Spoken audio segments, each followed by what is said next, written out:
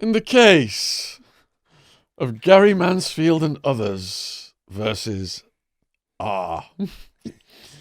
On the 6th of October 1995, the defendant, Mansfield, having been convicted of being knowingly concerned in the fraudulent evasion of the importation of diamorphine, contrary to Section 1702 of the Customs and Excise Management Act 1979, was sentenced to 14 years imprisonment. The question of an appeal against conviction can be dealt with shortly. Mr. Mansfield's case was simply a question of whether the jury was sure that he knew the hold-alls he picked up contained illicit drugs. There was nothing in the course of the trial, or the judge's summing up, which could afford Mr. Mansfield any ground for appealing against his conviction. Turning to the question of sentence, the prosecution alleged that this was a sophisticated operation involving a number of trips abroad by various of the conspirators before the importation of the large consignment of drugs which the customs intercepted in the possession of Mansfield.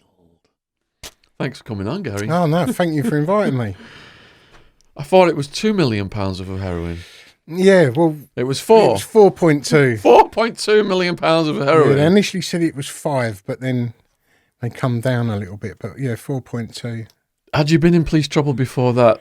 I've been to jail before for fighting. And I've just been a little thug around the town that I grew up in, which was Dagenham in Essex. Daggers. Yeah. I used to drive through Daggers at night. That's the best thing to do, is drive through it. Cars, police chases, cars on fire. Yes. It's wild out there, isn't it? Yeah, it's okay. It was the mid-'80s when I grew up round there. So that's where you were born? Yeah.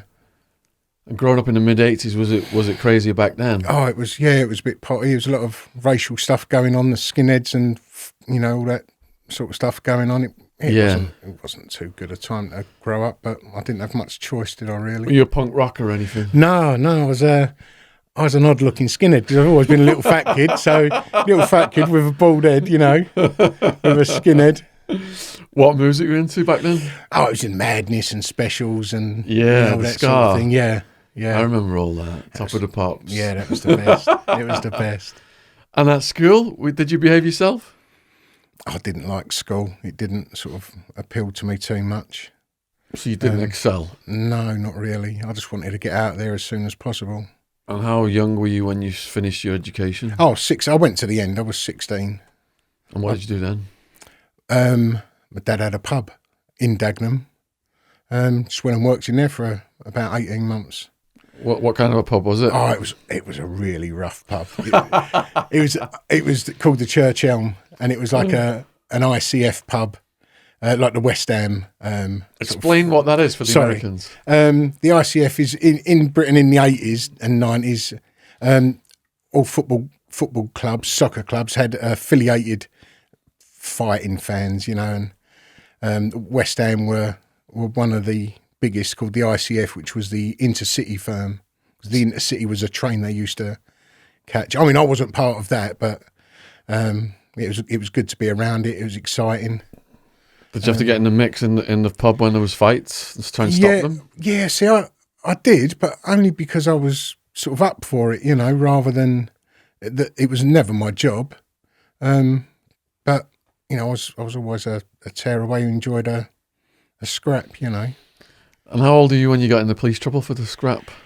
I think I was 17 when I got arrested. I got done for 3 GBH. I think it was 3 GBH, 2 ABH and a firearms. The firearms was CS gas. What's the story behind all that? Well, I was outside a well-known pub called the Fiddlers in Dagenham. And 3 guys were taunting this other younger guy who I knew. And he was a couple of years younger than me. And I stood at the bus stop and just sort of watched it out and, just to see how it went. Then they started getting a little bit physical with him. So I've run over, started sort of, having a tear up. They tried to get in the car. That's when I got the gas out and squirted them in the car, and every time they tried to jump out the car, I'd sort of push them back in and give them a little squirt. And it turns out the guy that I helped, who was getting beaten up, he's the one who grasped me up to the police. No. Yeah, I know. Potty, eh? What a little shit. Yeah, he was only probably, if I was 17, he was probably 15, 16. Some people might be wondering, why were you carrying CS gas around?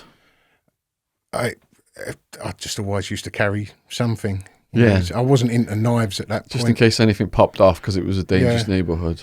Yeah, man, in the 80s, you'd get beaten up just by sort of not being in the right place, and if you're a skinhead and someone else was a mod, or, if you didn't, it was a party time to grow up, really. So you charged with what? I think it was 3 GBH, 2 ABH, and they called it firearms because CS gas is trigger operated. So that's the only reason it was a firearms offence. Did you get out of young offenders, or did they send you there? I went into Chelmsford Prison, which is what they call a local, which is local to my area, before you get allocated to another jail. And I went to Holloway Bay, which is an open prison in Suffolk, in the southeast of England.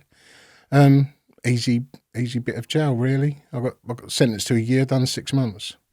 So no problems at all during that 6 months? No. Even with the guards? The guards didn't mess with you? No, not really. No, it was just an easy... I mean, I've heard stories when I've been listening to your podcast, and I've heard stories of, like, awful stuff going on. I didn't really... Like Pepsi Watson and Young Offenders? Yeah, he's good, isn't he? Yeah. So what happened when you got out? When I got out, I realised then that being around Dagenham, I'd made too much of a name for myself with the police. And I was into selling... I'd always been into selling, like, fake clothing at the time. And where were you sourcing that? Oh, it started off, I was just getting it off of someone and selling it individually to schoolmates and stuff. Because it was at the time when there was a fashion called the casuals, which was the first designer clothing fashion to come about, really. Which was probably, I don't know, maybe 82, 83. But then they started wearing clothing that was expensive, whereas before it was punks and skinheads who sort of just wore what was at hand, really. So brands become expensive or fashionable even. So we just sell fake ones of them. And then over the years, I go from being just the guy that sells it on the street to the one who supplies the guys on the street. And it was only a living I was earning, it was just so I didn't have to get a job, really. So is that how you got into a network of things that were being smuggled? No, not really. Oh, okay. Yes and no. I mean, I'd worked my way up, but I'd always been in the clubs, in the West End, working the doors. I was doing debt collecting and that sort of thing. But it was the guys that I was getting the clothes off who ended up stitching me up with the drugs. Before we get to that, have you got any debt collecting stories from that period? Not really. That's what I'm saying. They all went pretty smoothly, really. I sort of turn up. It wasn't like massive big debts, but... it'd be a couple of grand. I'd tell them I was coming, and I sort of and they had got it. Yeah, because that was your reputation preceding you. Yeah, pretty much. So how did it cross over from clothes to drugs? Well, I know you don't know my story, but I'd never been involved with drugs at all. I mean, I was in the club scene since the rave scene started. Like, working the doors and that. Never had an ecstasy pill. Was never into drugs. And then these guys, I started getting the clothing off of like a new bunch of guys. And at one time I had some friends in Liverpool. So I was going up to Liverpool. This is where the story gets long. I was going up to Liverpool to visit some friends. The guy I was getting the clothing off, a guy called Sid, he knew I was going up there, and he asked if I can drop some of these labels up to his guys in Birmingham. Now, at the time, the labels used to come on a big roll. They're not like now where they're embroidered straight into the shirt. They was actually, well, like this one, really. It might be the alligator, or the Lacoste sign that would be stitched in. So he asked me if I'd take the labels up to his guys in Birmingham to be stitching into the garments. So I figured, I'm going to meet my friends anyway in Liverpool. It's on the way. He's going to give me a couple of £100 for it. pay for a night out, So he had a lorry park, calf in a lorry park, like a trucker's calf in Essex near Lakeside, just on the Thames there in Grays. Gone down to meet the guy. I don't even know who I'm picking it up from. He's opened up his boot, 2 black holdalls, took one out, put it in the back of my car. The other one, put that in the back of my car, said goodbye to this fella, got in my car, and as I'm reversing out of the parking space, there's a main road running behind us. And I'm looking in my rear view mirror, and I saw a blue car in my mirror being chased by a police van. And it was a car called a Vauxhall. So I'm still reversing out, and as I've looked over my shoulder to make sure there's no traffic coming. This blue car had come into the car park, and it was all gravel and stuff, and the van was behind it. So I thought, well, this is quite exciting for a Saturday afternoon, or Saturday morning rather.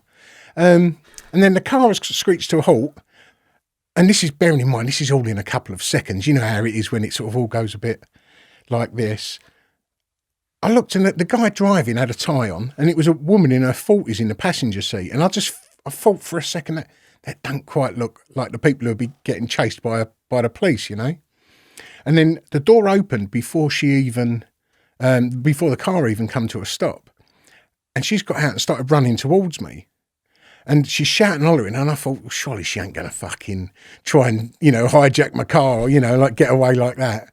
And just as she's got near me, she's shouting and hollering, and then all of a sudden, bang, my back window's gone. My door's come flying open, and again, this is all within 2 or 3 seconds. And I've looked around, and I've just seen this figure just dragging me out of the car. I've done my best to keep on my feet. I've stood up, and I've just seen police everywhere. And I've got up, and I don't know how, but my car keys were on my thumb, like around my thumb. And I've put my hands in the air, and all of a sudden this copper's hit me up the back of the ribs with like a truncheon or, the cosh that they have.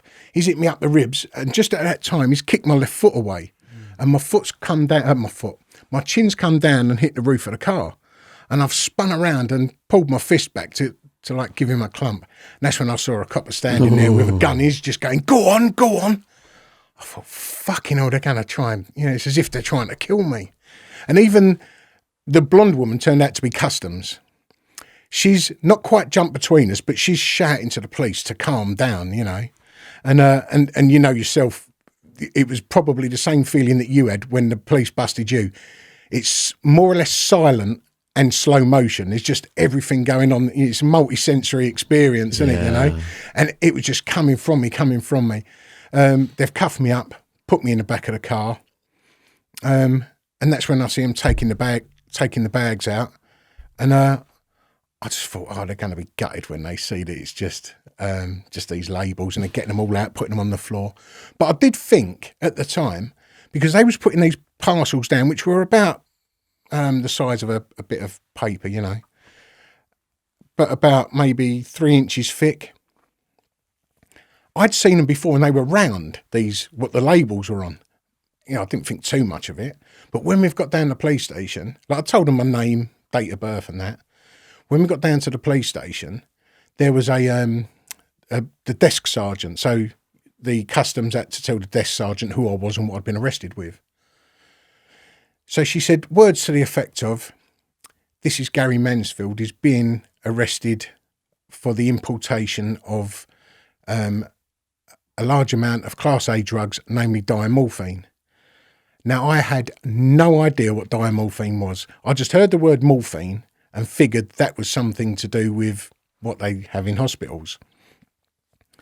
I went, what's diamorphine? And she said, it's heroin. And fucking hell, I went. I'd lost it. I was going, fucking heroin, and it was just as they took the cuffs off me. And just as this happened, they've opened the door and they're bringing someone else in. And it so happened to be the guy who had just introduced me to this Sid. And I'll change his name, but he's Mick. So they brought Mick in. And I've seen him, and the copper was just locking the gate behind him. And I went, fucking heroin, and I've run towards him to sort of, whatever. And I felt this resistance, and it was like, when you're playing about in a swimming pool as a kid and you're trying to run through the water. I felt that, but it turned out I had a policeman round my neck, one round my waist, and I'm dragging another one along, and I'm just trying to get them. Before long, I've just got brought down, like a buffalo by a load of lions, dragged into a cell, and sort of, it's back in them days, they give you a few little digs to quieten you down. So did you have to go in front of a judge? 2 days, they held us for 48 hours in that police station. Then we went in front of the first judge, who said that there's obviously a case to answer. I can't really say that fucking 50 kilos of heroin is personal use, can I? So, they said we're to be held in prison, in a local prison, which was Chelmsford. And it still didn't quite dawn on me how bad it all was until we was going to the prison in the police van. And our police vans have got a small window, a black window, which is maybe 6 inches by 15 inches possibly. And I'm looking out of that, and we stopped at these traffic lights. And in the shop window that I looked at, I just saw a van behind us. As soon as we stopped, the van behind us, door opened, armed police got out. And I thought, fucking hell, this is heavy. This is a different level to what I'm used to, So were you granted a bail bond or anything? After 3 months I was, but it was strange because the people, there was 5 of us arrested. One was this Sid, Mick. They got bail, and they were the top of the ladder on the police charge. And I thought that was a bit odd how they got bail anyway. And I was the last one to get, out of 5 of us, I was the 4th to get bail. The 5th wasn't able to raise the funds. I think mine was either 100 or 150,000 pound. Were you making headline news? It was on the TV, radio, that sort of thing, that this big bust had happened.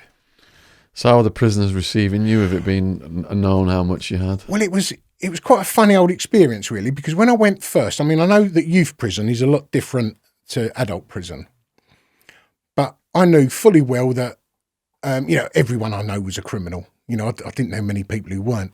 And I'd spent a lot of time in prisons visiting and, that sort of thing. So I knew very well that normally you go in, you've got everyone sort of looking down, trying to intimidate you, that sort of thing. But this had happened on there. It was a massive thing. And I wasn't aware, but it had gone around that there was one of the guys who got arrested. The police pointed a gun at him, and I attacked the policeman, which it wasn't correct, but I weren't going to tell him it. Yeah. So, but when I walked in, like normally they're trying to sort of stare you down, and I walked in, and it was as if people didn't want to make eye contact, So we was already sort of quite up there when we walked in. Yeah. And the police in this local prison, they're like local. The guards, the screws, they're local anyway. They don't want any fucking ag, so they was easy to manipulate as well. Like when I was there for a year. What security level was your first part? Well, I was in a B category prison, so it's high security, but not. Did you have a cellmate? I refused them. I just said, I don't want a cellmate. And they said, okay. So the whole time that first year you got through without any cellmates? I ended up with a couple. It got to, first of all, I said, I don't want a cellmate. And they didn't put one in with me. Then it got to a point when the jail was getting so full. They said, look, he's either got to come with you or he's going down the block. So the block being the segregation. So I did let a couple in. Sometimes it'd be, I'd say, well, I don't want this guy in with me because I don't know him, but, my mate is upstairs. Let him come down and, we'd be in the, at least I'm in a cell with someone I know, So that was it, really. I didn't really have, I think I had 3, in that first year, I think I had 3 cellmates. One was for 2 nights. That was, he didn't last too long. Why didn't he last? It turned out he was a rapist. No. Yeah. And See, this is a funny little stop. Well, it's not funny. Well, it's funny for us. It weren't for him. But 2 nights before this, 2 nights before this happened, there was an instance in a prison it's since been, over the media. Bearing in mind this was mid-90s. So a few years after, when it all come out, there was a guy who had been arrested who was getting messages from the devil. So they'd put him into one cell.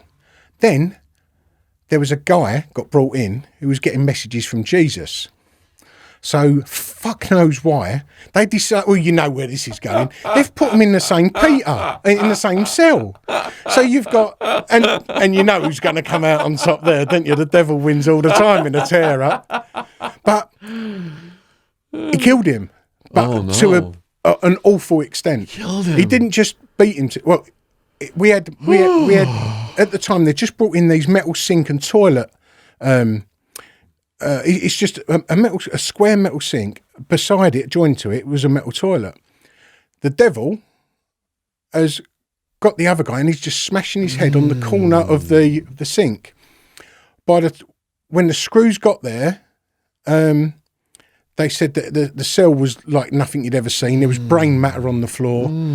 They'd not found his ear. His ear was missing, presumed eaten or flushed. Jesus. That was the only 2 places it could have been. Wow. And Jesus ain't the right word. But yes, and then 2 days later, they let this guy in, and I refused. First of all, I refused him in, and the screw was being so. He said, "Look, there's nowhere to put him. The block's full, the prison's full." I said, "All right, he can come in, but only till sort of tomorrow, sort of thing."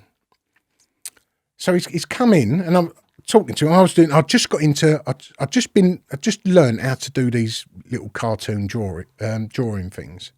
So I was doing a few of these, and I've told the guy to sit up on the bunk. I know that the thing is to have the top bunk, but I always preferred the bottom. I said, just get up there and just read a paper. Don't talk to me, And I'm just sitting there drawing. And every time the news come on, maybe say 6 o'clock, he started talking really loud to me. And I was going, calm down. And an hour later, he started again. And I was like, just calm down. You're getting on my nerves now. And then on the 3rd time, I saw that it was on the hour. And the news was on the local radio. And I hadn't taken any notice. So I said, I'm going to listen to about maybe 5 to or 10 to the hour, whatever it was, say 10 o'clock. I said, I'm going to listen to me music. So I put my headphones on, then it was a tape, put a tape in, press play, but I hadn't put it over to tape. It was still on radio. So I'm sitting there drawing, and as if I'm listening to music, then the news has come on, and it said today in Chelmsford, so-and-so was arrested, or it didn't say his name. They said a man was arrested. It turns out he's done the awful thing of grabbing someone, literally jumping out the bushes with a hammer, attacking them with a hammer. And I was just sitting there, and when I'm listening to it, I've just looked up and I thought, oh, you're fucked. I had a bit of, it was a weird old feeling because I had no qualms in I was going to say fighting him. I had no qualms of sort of giving him a good hiding, but there was no way out. It was a definite arrest because I'm in the cell with him. I can't say he just sort of, kept falling out of bed. And then I started talking to him. I thought, well, what if this isn't the guy? What if this isn't the one on the news? So I started talking about these people on the wing who are called listeners, who are trained by the Samaritans to sort of help any inmates who are feeling a bit vulnerable, down, depressed. So I told him I was one of these. And then we started talking about how everyone's innocent until proven guilty and, that sort of thing. And he'd already heard that I was a sort of well-known figure in the jail. And I said, well, like, even if you was dodgy, I said, I'll tell them that, you're innocent till proven guilty. And we kept talking about, this sort of thing. I was trying to sort of talk to him, and I've got up to have a piss. I'm standing there, and he was behind me. His head was just behind me here. And he went, Gary, can I tell you something? And then I thought, I don't want to fucking hear it. The time's come, you know, so I'm having a piss.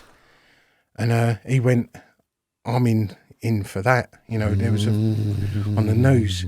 And he went, the funny thing is, just as I was finishing, he said, blah, blah, blah. The funny thing is, and then that was just my little, because I had to try and justify myself. And I went, funny, fucking funny. And I turn around and I give him a sort of punch like I've never really done before with the side of my fist. Just hit him. And he started sort of going into, I'd never seen it, but he was like shaking. And then it went a bit sort of awry from there.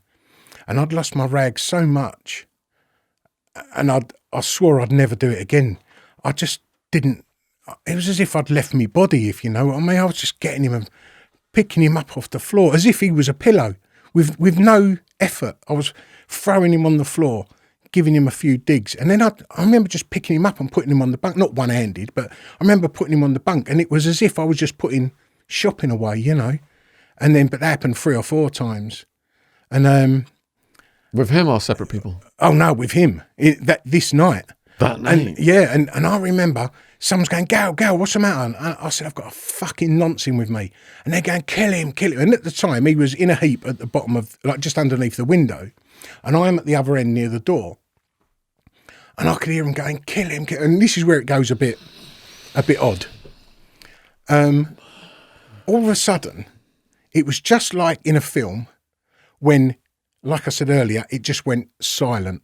It was going, kill him. Then nothing, apart from one voice in my head going, kill him. And it was just I don't know if it was my voice, but it was just a quiet, calm voice, kill him. And I just walked over to him, picked him up round the neck, and I just started squeezing. But I remember picking him up by the neck, and I had him up underneath the window. And then all of a sudden something kicked in, and I just let him go, and I was like, fuck. And then I started panicking because I was there. And I just realised it's like, I've always been around violence, but that was something a bit different, and that scared the fucking life out of me because I realised that there's something primal had just happened, and I didn't know what it was, but I didn't want to go there again. The red mist had taken over. Yeah, it was fucking awful, and it could happen. I don't know whether it could happen to anyone, but it was a sort of culmination of all sorts of chemicals going on in my brain that.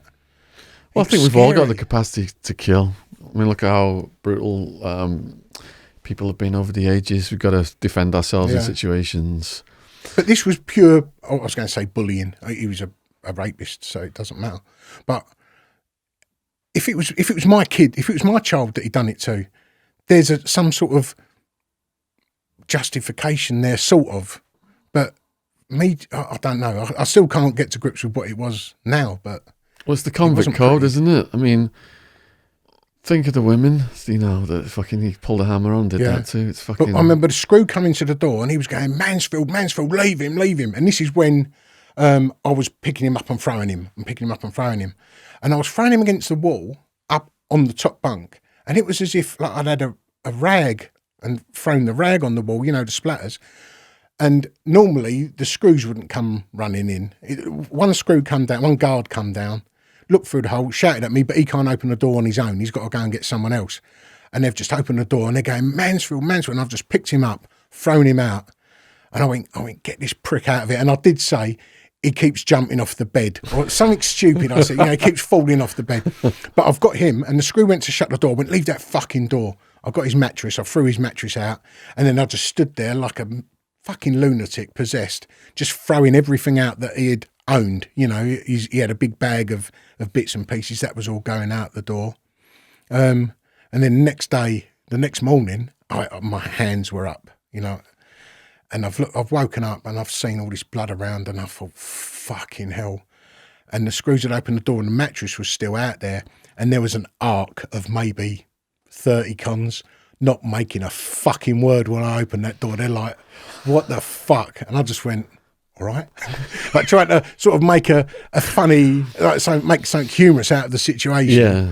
But yeah, it was a place I'd never want to go back to again. So quite often the guards don't push it when you do that to a sex offender because they think they got it coming? Were you worried you were going to get charged or disciplined? Well, I didn't go directly asleep that night. I was up for a good few hours, and I knew I was obviously going to get nicked. And they've given me a charge. They've put the charge sheet in the door, and it was just fighting, which is just fighting. It's not me assaulting. So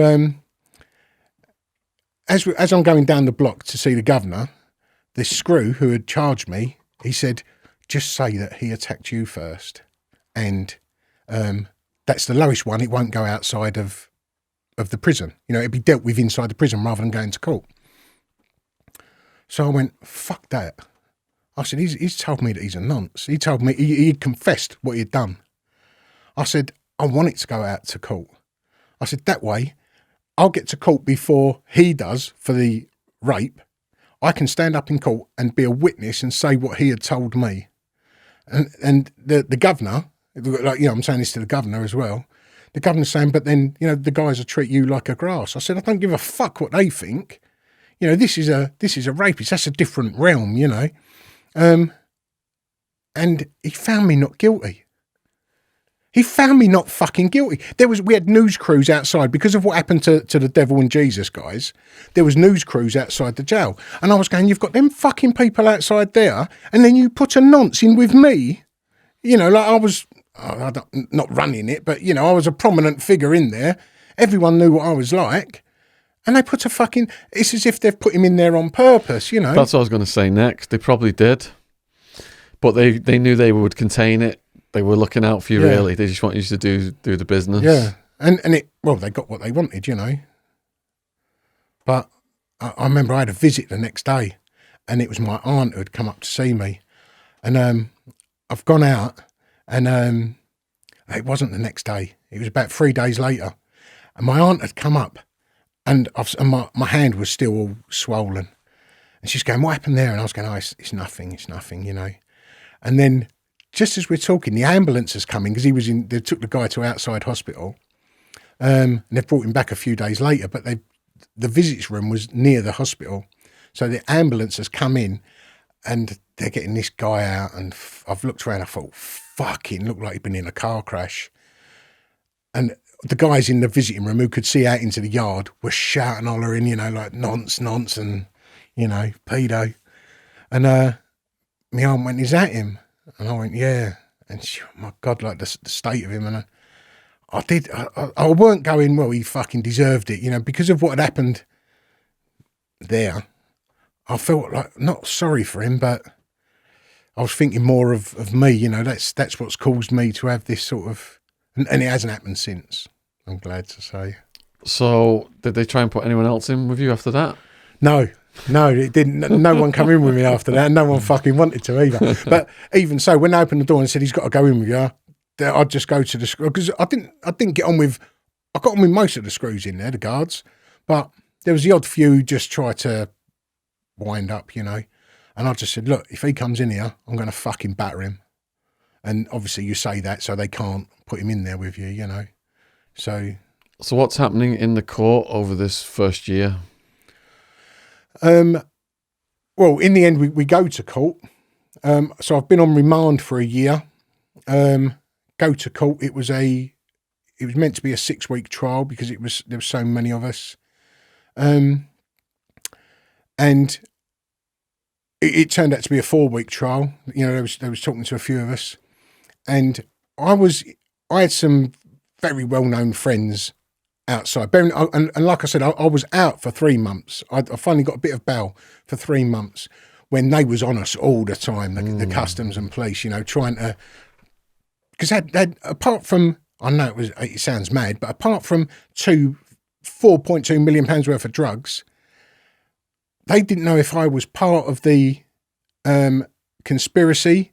They didn't know if I was the main man, the lowest man. They knew nothing about any of us apart from there was a lot of drugs. So, we could have all got away by saying we didn't know it was drugs. Although I tried that and that didn't work. But when I was I was told by some friends, they said, when you get in the dock, say it was Sid. Point your finger at him and say it was him. I was like, no. And they said, well, look, they've put you in this position. They've like more or less grassed you up by putting you there. You can stand up in the dock and say it was him. And I went, I can't fucking do it. And these, as I say, these people were properly high up. And they said, well, just, if anyone that's got anything to say about it, point them to us. And I was like, I just can't, I can't do it. And when the time come, when the prosecution said to me, is Sid in the room? And I've sort of looked over, at a glance, I've looked over to him and he's put his head down. And I said, no. And I knew I was always going to say no. I'd lived by them soppy rules. You know, I was only 26, but I'd lived by them rules. You know, you don't do this, you don't do that. I've looked and I said, no, he's not in the room. And he's looked up, looked over at his family and went, yes. And I thought, you cunt. Oh, sorry. I thought, I've just fucking sailed myself down the river and all you can do is fucking think of yourself. You can't even look over and give a nod. You know what I mean? I knew at that point I'd sailed myself down the river. And I figured that I'd get an 18 because I knew that my charge, it goes up, I'm sure you're aware, it goes up in different weights. And where I was at, it started at 14 years. So I figured I'd get 18 years. And I've just given myself 18 years and that prick couldn't even fucking sort of give me a nod. And that was then when I started looking at crime in a different, or criminals, villains, you know, in a different light. And I thought, I don't want to be around these fucking people. And I saw, even when I went to jail then, like, you know, I ended up getting 14. And I went into a high security prison called Swaleside in the Isle of Sheppey.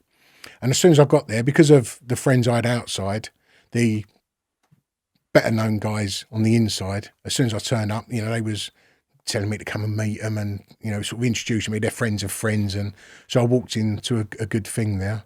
But even then I thought, I don't want to be a fucking part. If this is how it's going to be. And I wasn't going to tar all the cons with that same brush, you know, but the more I saw it and the more I started sort of looking at different villains, and it was the big villains who were the arses, you know, the smaller ones were all right, really. But on my first, as soon as I got to Swaleside, I was fighting within less than 5 minutes. Over what? Well, when I got into reception, they said, as long as you don't go to A-Wing, you're all right. And it was seconds after the guy went, Mansfield, A-Wing. And I went to the guy, oh, cheers for that, you know, like sort of jinxing me. So I've gone down to A-Wing. I've been given like this induction cell, walked in, put my bag on the bed. As soon as my bag hit the bed, a little raggedy guy come running in, obviously a sort of drug user, junkie, you know, however you want to say it. Mate, you got any burn, like tobacco? I said, mate, I've just walked in. I went, yeah, give me a break. He'd gone away. He's come back less than a minute later. Got your burn yet? Found your burn? I went, mate, fuck off. He's come back a third time. Have you got your burn? This is like under 5 minutes. So I went, mate, fuck it. And I've thrown him out the cell. And then fucking, I'm getting my stuff out of my bag. And then next minute, the doors come open and him and his mate have come running in. You know, blades come in, do me over a fucking fag, you know, cigarette. And yeah, ended up sort of fighting with them two. And that was within 5 minutes of getting in the jail. And they've got knives and stuff? Yeah. So was the blood spilt on that occasion? Not mine. Well, I had a little one in the side, but it weren't... A little one inside. It sort of, that weren't too bad. A little hole, I meant. You got a good way with words. Yeah, I've got one in the side. It weren't it weren't too bad. But yeah, and then I thought, fucking hell, this is how it's going to be. Yeah, you know, I've been here genuinely less than 5 minutes. I've had a fight with two guys. So how did you assert yourself in that? Well, luckily, just every jail I went to, I knew people there straight away. And because of the friends I had outside, who were quite prominent, you know, they'd always messaged, you know, people ahead to say, you know, Gary's coming here, he's a friend of, you know. So I always got an half-decent reception, you know. Yeah, so it was all right. Did they try and put any cellmates in with you? No. They didn't have it there at Swaleside. It was just one man. They started to bring it in, but I was in Swaleside for I think it was 3.5 years. Never had a cellmate in all that time. How did you pass your time? Well, I got into art, and I'd never been into it before. I wanted to get into computers because I figured, I'd started looking at villainy and crime. My family had been ripped apart because I got this massive sentence. And even though I was stitched up by other people, I'd got myself in that position, you know. So I just thought, I don't want to be a fucking part of this. I want to go straight. And I thought I'd sign up to computers. This was mid-90s. Computers were kicking off. I didn't know how to fucking spell computer, let alone work one, you know. So I thought I'd sign up to the computer class. And the queue was massive. The list was massive to go in there. But one of the guys had said to me, if you get in the if you get in the education department doing anything and put your list down, that pushes you up the list a bit, you know. So I've had a look, and there was English, maths, hairdressing course they had that didn't appeal to me. Then there was art, and I thought, fucking hell, at school, art was the easy class you go into, you know, just for a doss and a laugh. And one of my mates was in there. So I said, I'll do that just for a couple of weeks until I can get into the computer class. And went in there, and there was an art tutor in there called Dougie. And he was a really funny guy anyway. It was a pleasure to go there just to see him, because he was just a really nice, pleasant, very sarcastic guy. He disliked the screws, he disliked authority, although he worked in a prison. And it was a bloody pleasure to come off of that loony bin wing that I was on and you know, sort of be around him and like people like that. And I didn't know how to draw, and he'd told me to, as an exercise, to draw this wooden ball in a wooden bowl, and you just had to literally colour it in. So I thought, well, that's simple, you know, just with a plain grey pencil. And it was awful because I didn't know what I was doing. And he said to me, like, you know, this is what you got to do. Do this, do that, look out for this, you know, be a bit more observant. And then when I'd done it the second time, it sort of resembled slightly. And I thought, fucking hell, I can do it. Then he said, well, there was another project, try a portrait. So I'd done a portrait of an actor called Stephen Burkoff. And it was awful. It was awful. But then he showed me how to sort of, the method he uses to draw an eye, then the next eye, then the nose, and I started doing it. It sort of got there, and he was only meant to do it for an hour. I done it. I took it back to my cell overnight, worked over the weekend, and I spent hours and hours and hours, and I've done this portrait that looked like him, you know. And I walked back in, and I said to Dougie, "Look at that," and he didn't. His eyes didn't well up, but you could see that he was so proud because everyone used to take the piss out of him. You know, he was like a Camp Basil 40. You know, he was that sort of attitude. He was brilliant. And I've walked in, I've shown him this, and you can see that there was so much pride that he's actually got someone who's taken a bit of notice. You know, and that was it. I was hooked on art then, and that's how I sort of worked. And there was an exhibition called Sensations in the UK at this point, and it was called Sensations because everything was sensationalised in the show. You know, a lot of people thought that it was just made for the shock value. It was the Damien Hirst with the cow, and Tracy Emin. She made this tent with all names inside, so everyone was saying it was easy sort of art. And one of the tutors had brought in the catalogue, the brochure for this show. And I was looking at it and I was going, oh, that's easy. Anyone can do this art, you know. And she said to me, don't just diss it, and don't just push it to one side because you don't understand it. Take it back to your cell and have a read of it. And then, by all means, you know, slag it off after that. And I did. And I took it back. And there was this bookmark in there, which was a postcard. And on the postcard, it was a picture of a colander, just a household colander that you'd have underneath your sink. And it was upside down. And in all of the holes was nuts and bolts. And I'd already said to the tutor, like, you know, what the fuck's this? And how's this a work of art? So I said, well, how much is this worth? And she said, you can bet your bottom dollar that's way over $5,000. And I thought, fucking hell, that's like a £5 colander and, a visit down the hardware shop for a bag of nuts and bolts. So I thought, oh, there's got to be something there. But I've gone back and I've read what the story was. And it was by an artist called Mona Hatoum. And she was, I always forget this, she was either Palestinian living in Lebanon or Lebanese living in Palestine, one of the ways. And she'd come to the UK to study.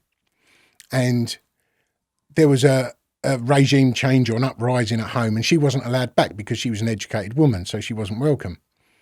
And she'd made this artwork to describe how she felt at the time. So the colander was meant to be a barrier over her homeland. The nuts and bolts, which were entrances and exits, were now blocked. And possibly just because of where I was at the time, I thought, fucking hell, she said all of that with this colander and a bag of nuts and bolts. And then all of a sudden, it's made me realise what all of this is called conceptual art. It made me realise what it was, because I just saw it as a colander and a bag of nuts and bolts, or a shark that was in a tank. It's made me realise that they was just trying to sort of tell us an idea in the most minimal form. And then I've started looking at the other artworks in here with these sort of new eyes. And I'm looking at it and I'm reading about it again. And I'm going, I'm getting to understand this, And then, then I wanted to be an artist from that night. What prison did you go to next? I went to one called Downview, which was it's in Surrey. It's a mid-security, category C. I'd done the art course in the first jail.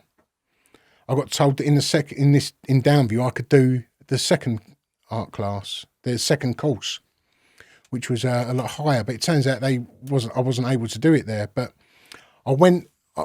I should have said that when I was in.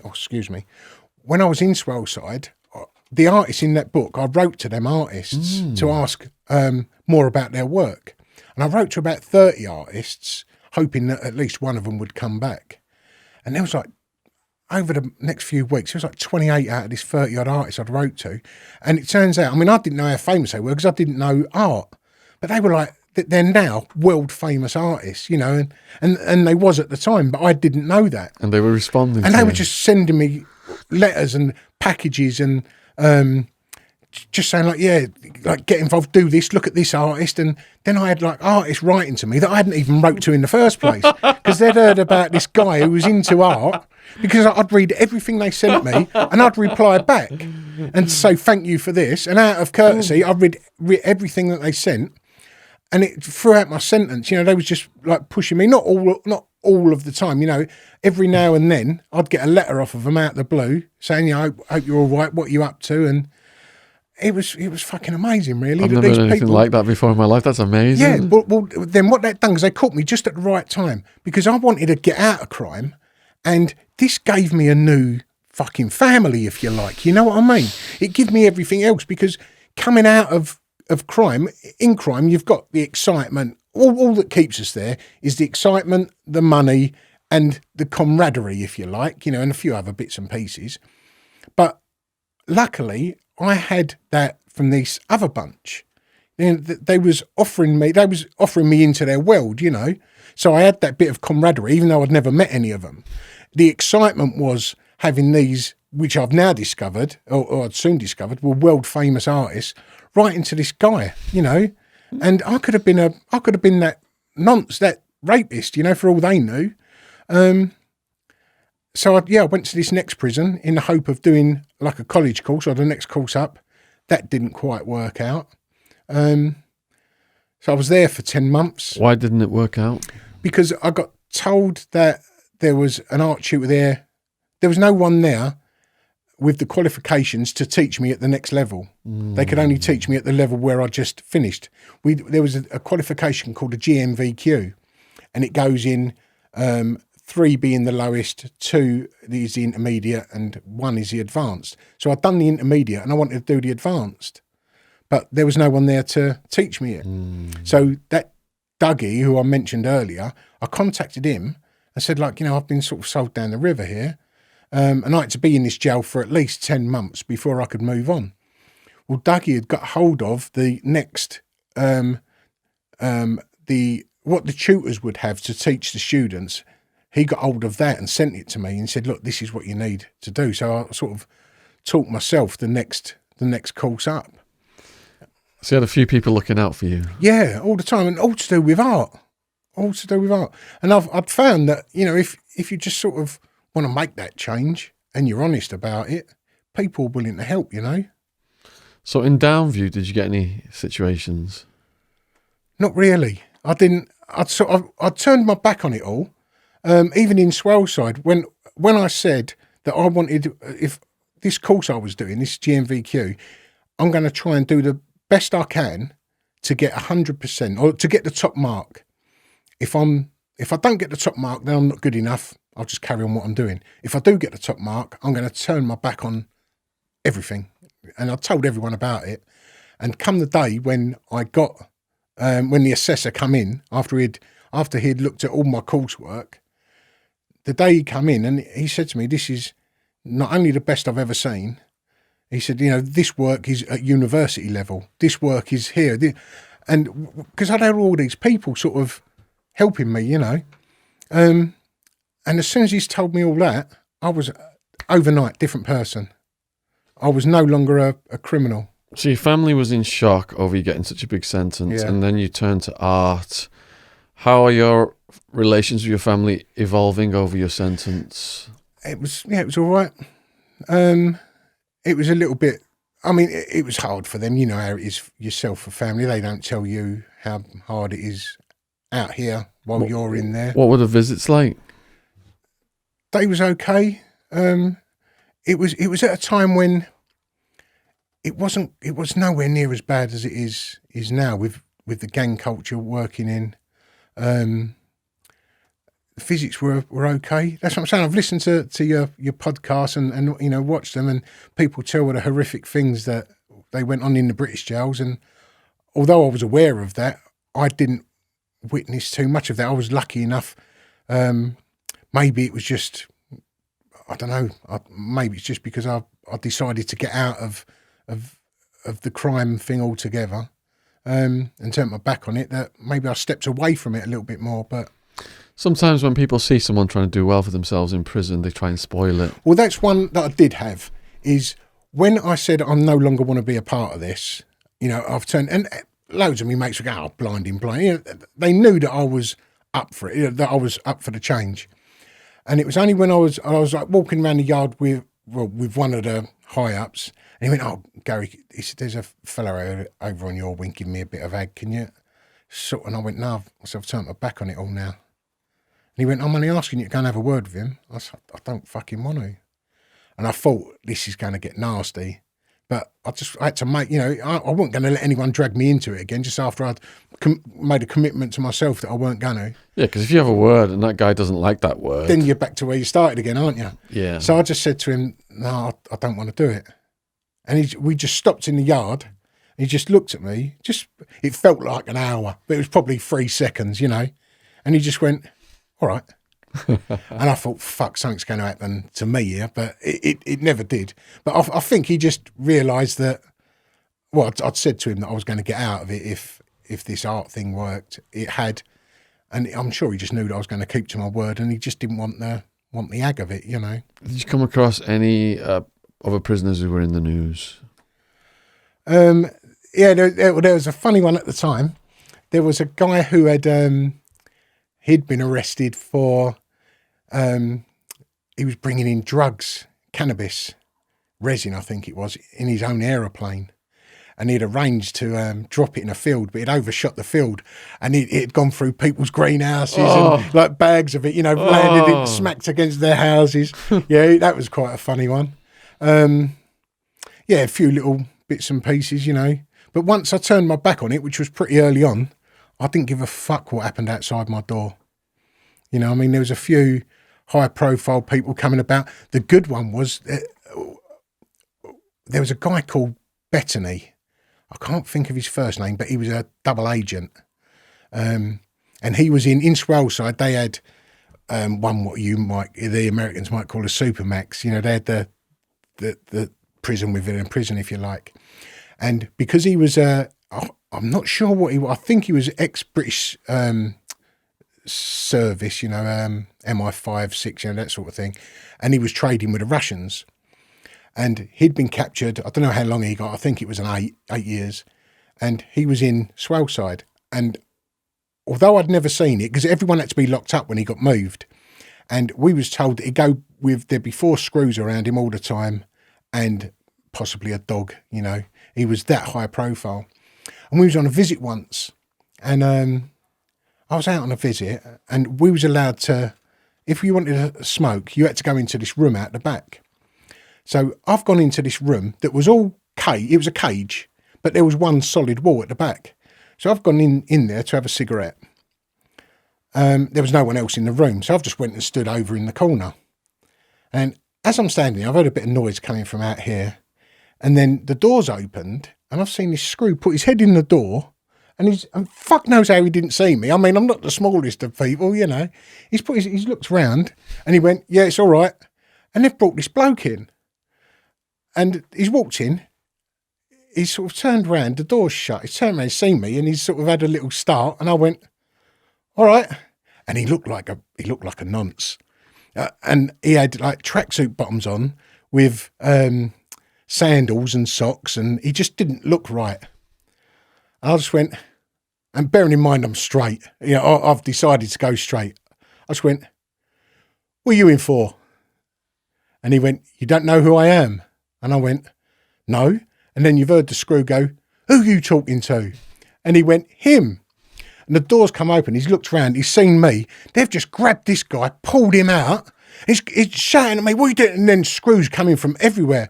And I was like, what the fuck is happening here? I've just come in for a cigarette, Sorry. So they've just dragged this guy out. I've heard loads of commotion, gates shutting and, doors slamming. And I finished my cigarette. They've left me in there. I've gone out. And I've banged to come out. And when the guard has opened the door, I went, what the fuck's going on there? She said, what was that? The female officer. She said, well, what was that? And I said, well, this guy come in, sandals. I said, he looks a bit of a pedo. And she went, oh, you're joking. She went, Bettany had a visit and he'd closed visits round the back. And he'd obviously finished his visit and they put him in this holding cell. And I went, yeah, he come walking. And she said, what, you was actually, she went, you can't tell anyone. So, of course, I was going, yeah, that fucking spy, because we all knew he was in the jail. I said, that fucking spy, they've put him in with me. But, yeah, that was about as high a profile. Didn't come across Bronson or anyone like that? No, luckily. Although he was into his art at the time. Yeah. So, I still wouldn't have wanted a conversation with a man. What's the craziest thing that you ever heard about or saw in prison?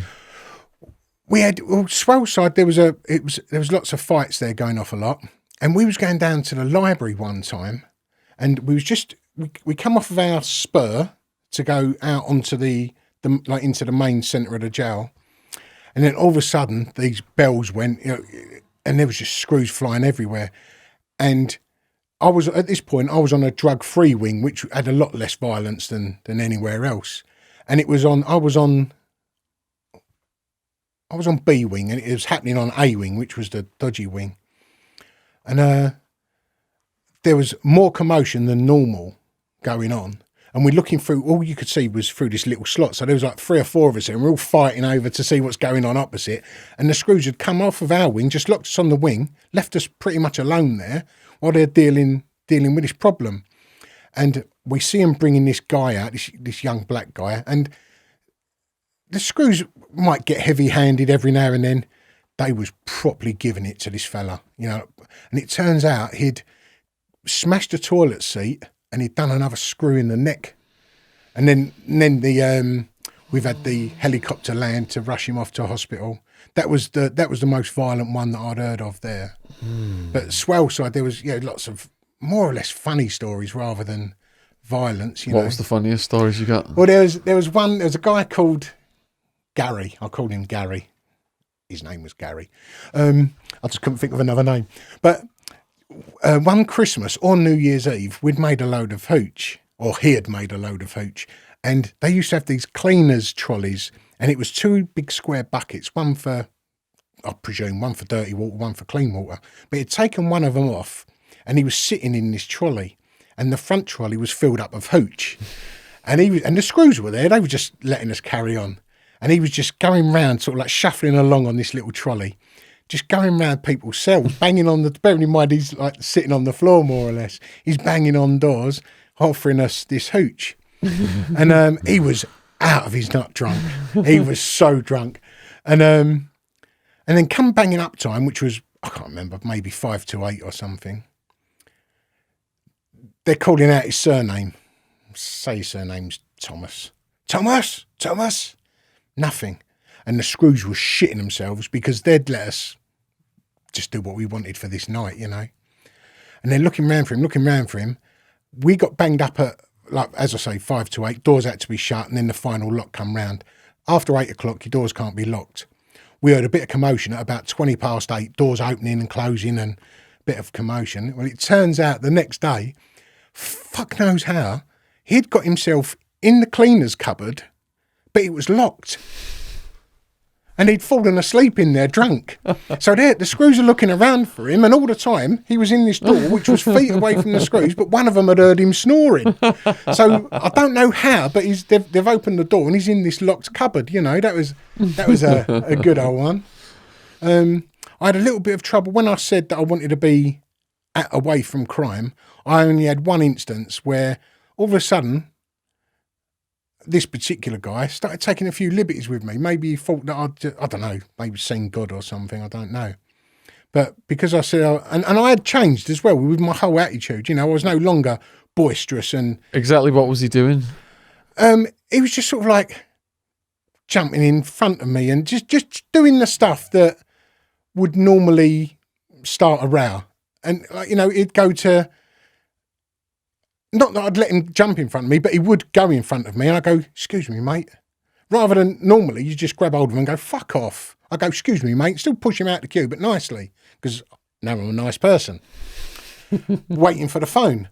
He'd get in front of me. Like when the next phone become free and I was about to walk in, he'd go to the phone. And I'd go, oh, excuse me, mate, I'm next. Still doing it nice, but letting him know that I'm not going to take it. And then at one point, when he come down, like he was down my end, I was at the very last cell on this spur, and I've come out, and he was sitting in my chair, and it was the chair that I brought out of my cell.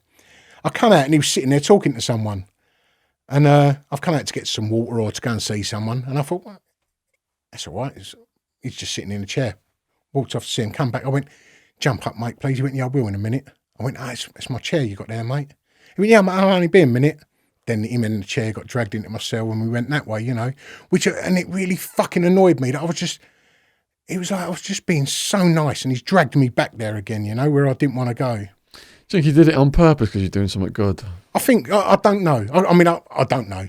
But he was definitely he saw this new me as a weak person, you know, and I'm still the same person. I just don't want to be part of all that bollocks anymore, you know. You can't allow disrespect, can you? No. And then, you know, everyone will walk over you, well, you know, yourself, and it was obviously worse over there. But yeah, went through the system, always had these artists writing to me, new lease of life, changed person. So what was the last prison you went to? The last prison I went to was, it's closed now. It was called Latchmere House. It was for long-term prisoners, D category, like low security, although it still had a fence around it. It was in an extreme... I've done two of the podcast. I was with two artists today in a place called Richmond, which is one of the best areas in London, and they always seem to put the prisons in, or they used to put the prisons in really nice areas. Yeah, it was there, and that's where I was allowed to go to work from there. And then that's where I started university as well, just before I got released. Did I skip any of your prisons out? Or were we covered I was in. There was one in between Downview and that was called Spring Hill, and that's where I was able to go to college. I was able to go out to college from there, which was good. Did they try and give you cellmates in that one? Yeah, that was dorms. It was old army billets, this one. Yeah, but the dorms had been divided. Excuse me. The dorms had been divided into either 2-man cell rooms, because they never had locks on. 2-man rooms, or up the end there was like 3 or 4-man rooms, you know. And there was no ag, there really. On the very last jail that we was talking about, Latchmere House, I had one instance there with some guys who come on to... It was just before I got released, and in Latchmere House there was two wings. One was when you arrive, you're in there, which is the big one. When you're going out to work, you go on to this other one. And I just applied to go to university. I had the qualifications to go, and I was just waiting to hear. And again, I've put my stuff in front of the washing machine. There was a big queue of bags. Mine's next, if you like, and I've come out, and the washing machine had finished. I'd gone into my room to go and get the washing powder and stuff, come back, and this guy was putting his stuff in the washing machine. I went, "Oh, mate," I said, I'm next. And he's turned around, he sucked his teeth at me. And I was like, "Who the fuck do you think you're sucking your teeth at?" And he went, I'm here first. I said, "Mate, I'm in the queue, I'm going next." And he's just sucked his teeth at me.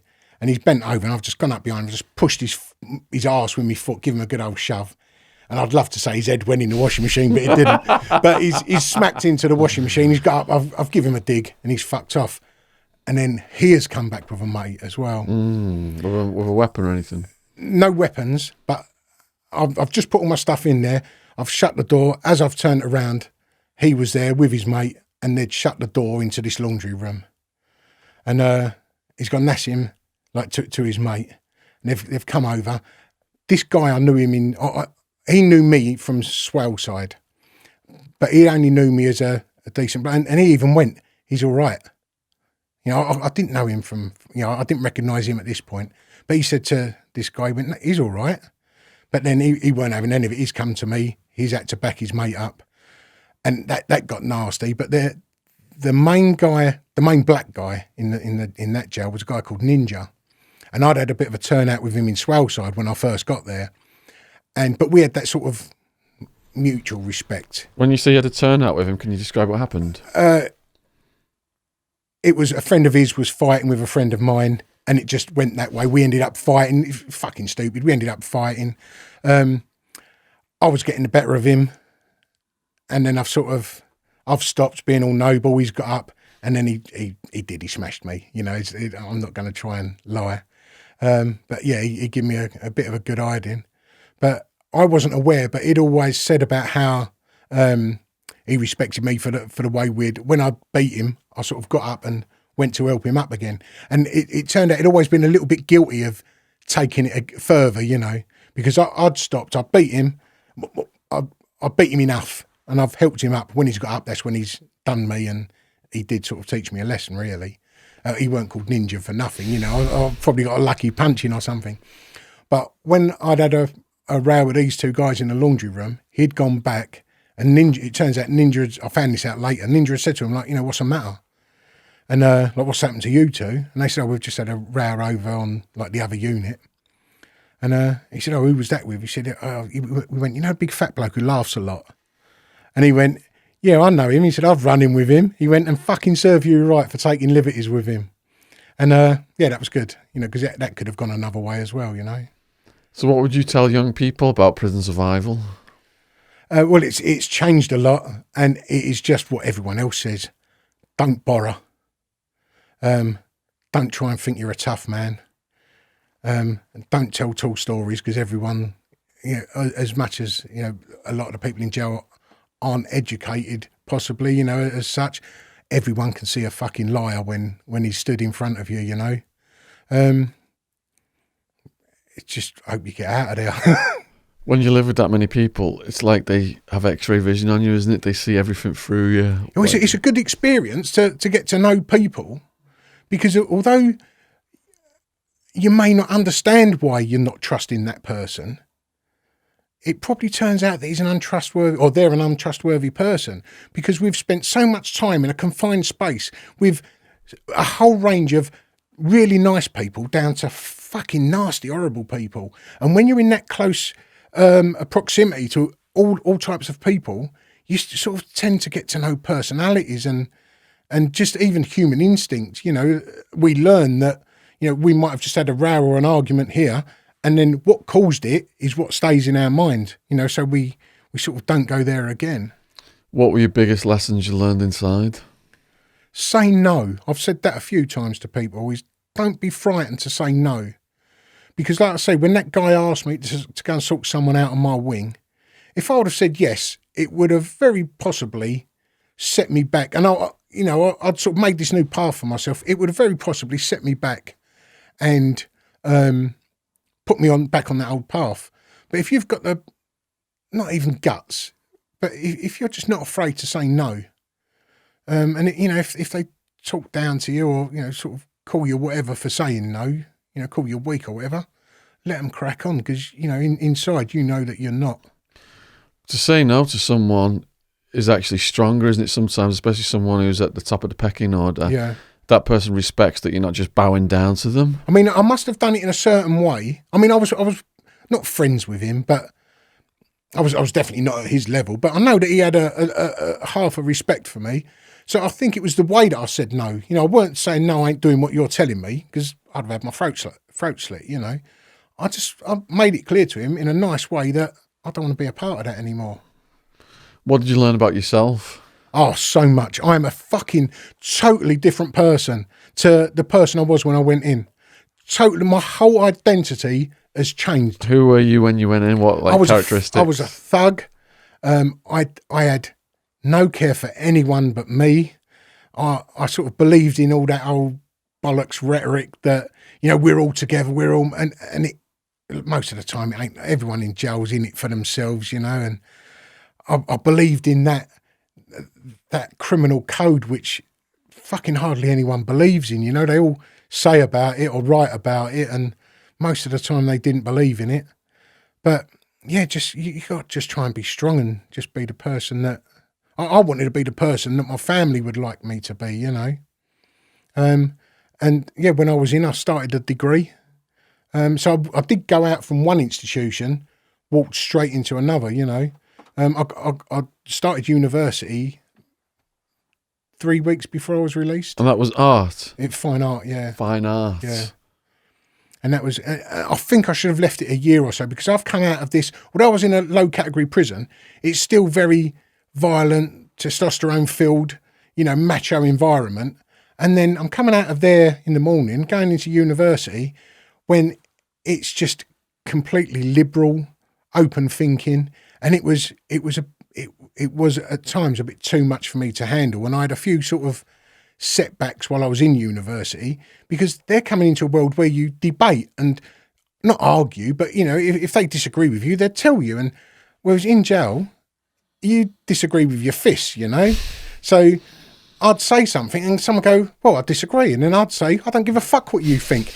That's not a debate, that's me being a bully again, isn't it, But it's the old me creeping out, Like, I've done my best in jail to be a different person. When you walk straight out into a liberal environment, it's really hard not to stand out, And there was a few little setbacks that I had while I was at university, in probably the first year, when I was a prisoner up here walking around in a university, Yeah, I mean, the rules that you have lived by for 7 years, did you serve when you're 14? Yeah.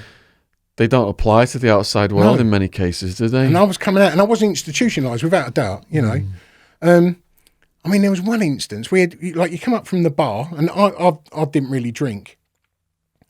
You come up from the bar to the back of the art studio part of the university. You walk across a car park. As we're walking along, I've heard this car screech, and I'm with a friend, a female, a girl from my art class. We're walking up over to my car, and we're halfway across, and this car has come screeching round the corner, and there's only us two in the car park and my vehicle over there. This car's come round, and I've got flashbacks. They're coming to get me. I mean, the Sid.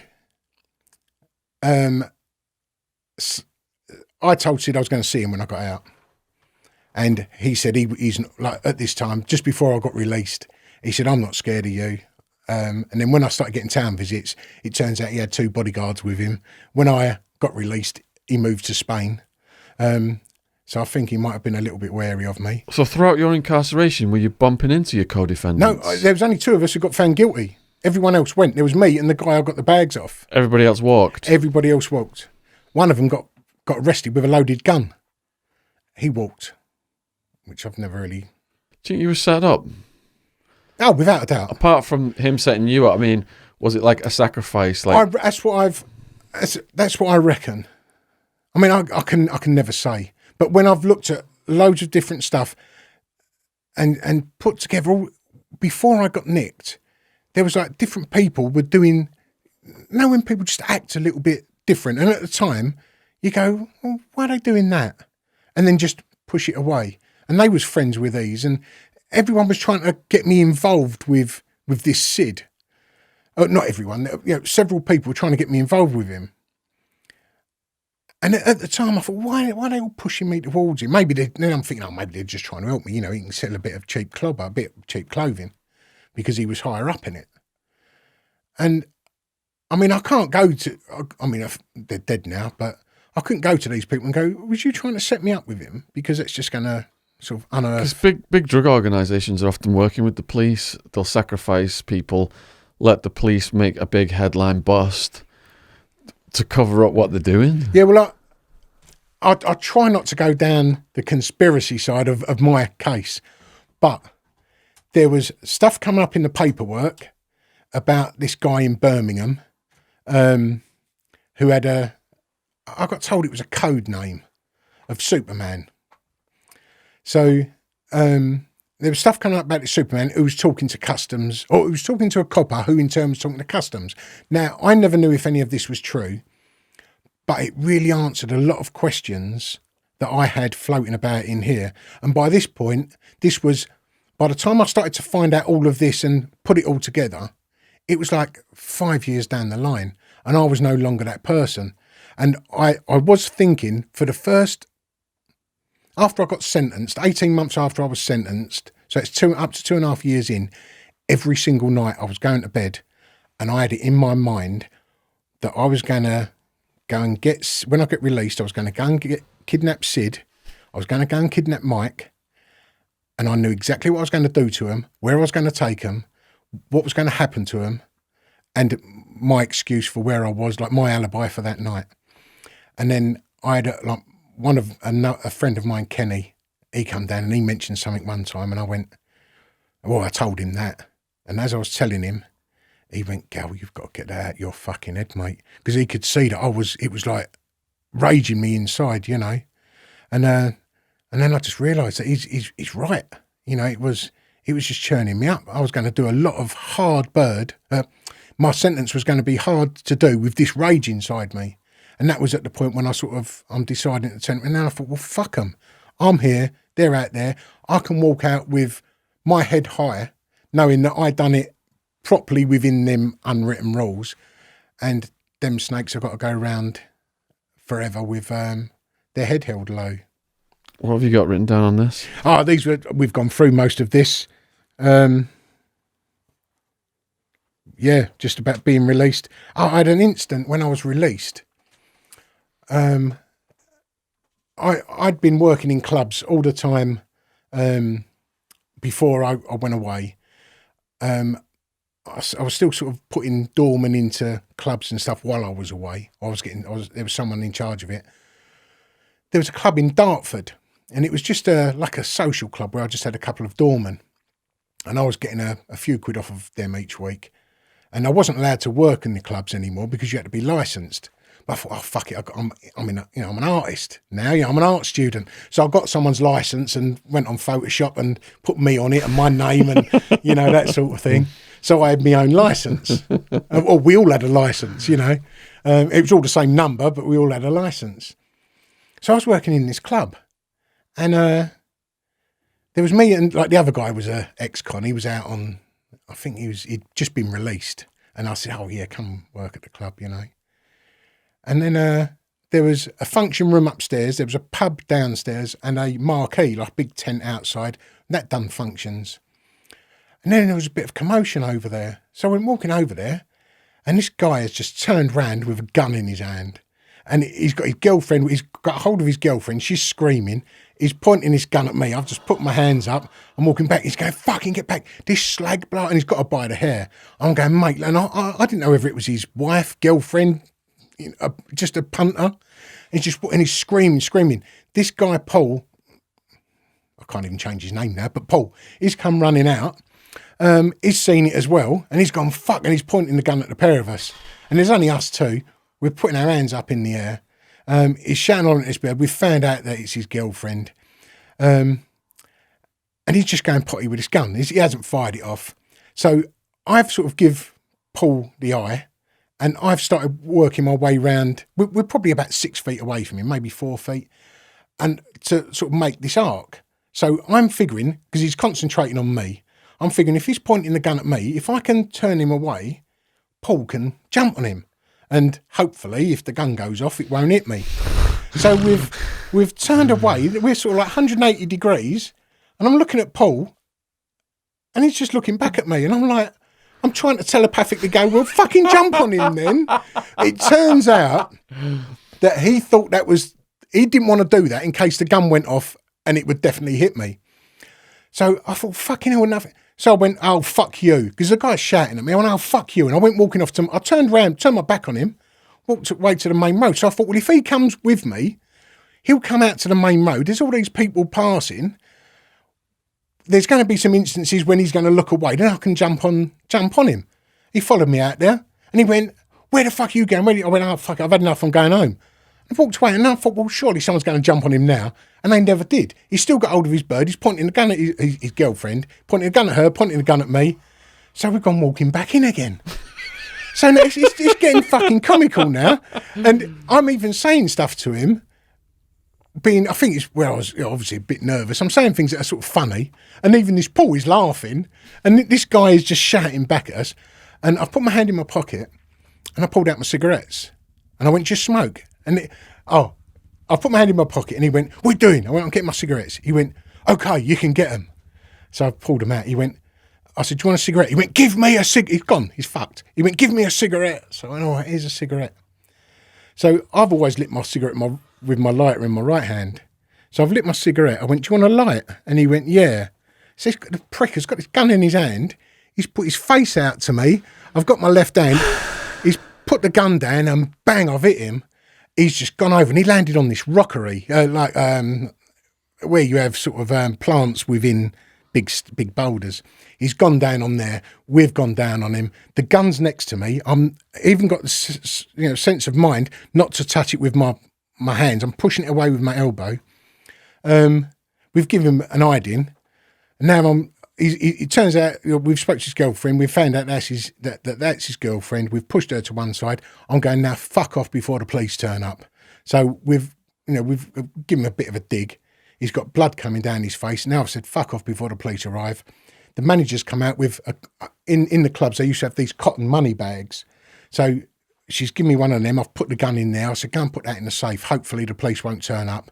I'll take it with me later and fuck it off. Like throw it in river or whatever. So police have turned up maybe 20 minutes later. He said, we've just seen someone in the town centre, got a load of blood coming down his head. He said that you done it. I went, really? He went, yeah, did you do it? And he's looked up in this CCTV camera there. I went, by all means, go and look at the fucking CCTV camera. So he's come, he's gone to, I said, like the guy had a gun.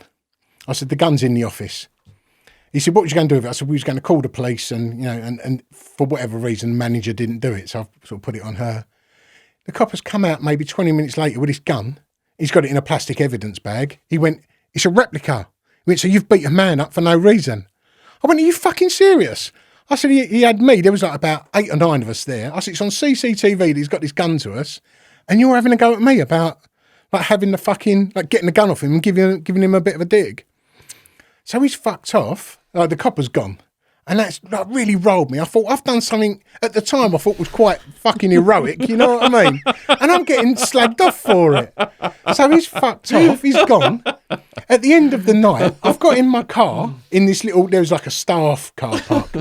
I've got in the staff car park, I've said goodbye to everyone, and I just got with one that, I'd started a relationship with one of the girls who was behind the bar. She's like my missus now. So I phoned her up, I went, I'd already told her about the gun incident. I'm sitting on the car at the end of the night, and I phoned her up. I went, so I'm just leaving now, and this was, I don't know, maybe 1 o'clock in the morning.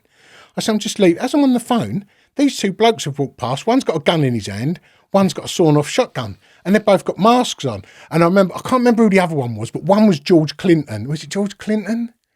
I think it was Clinton. It was an American president anyway. And as I'm talking to her, I went, fucking hell, two people are walking past with guns and masks. And as I'm talking, one of them's looked round at me and seen me, and he's seen the light from my phone reflecting on my face. And I thought, if they think I'm calling the police, I'm going to get fucking shot here.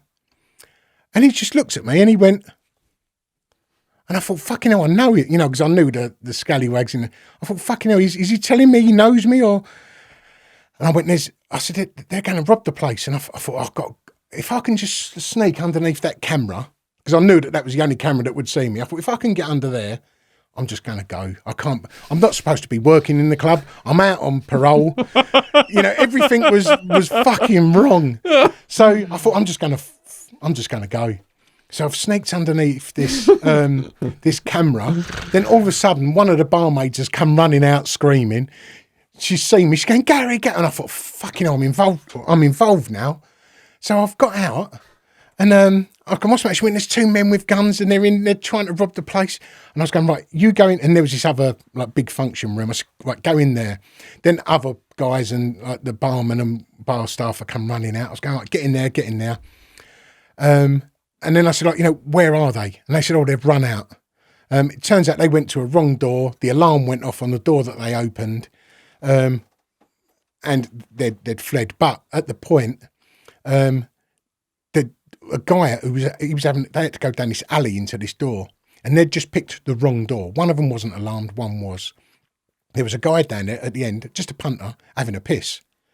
He's turned round, he's seen these two blokes with masks, one being a president of America, and they both got guns. So he's come running out. He was as white as a sheet, and I've gone, right, you get in there as well. So I knew that they're not going to hang around. It's all gone wonky for them, Too many people have seen them. They're going to get, the police are going to be there any minute. So I knew that they would have gone. So I've gone, right, you's come in, and I've put everyone in the office. And the manager said, there's still people over in the marquee, the big tent outside. So I went, oh, fucking hell, I've got to go back out there again. I was sure that they'd gone, but I'm all in black. And I thought, if they think I'm a cop and they see me, they might sort of start on me. So I've gone out again anyway. I've gone to get the people from the marquee, brought them back. 20 minutes it took the police to get there. Right, the manager had called and said, there's two men, attempted robbery, they've got guns.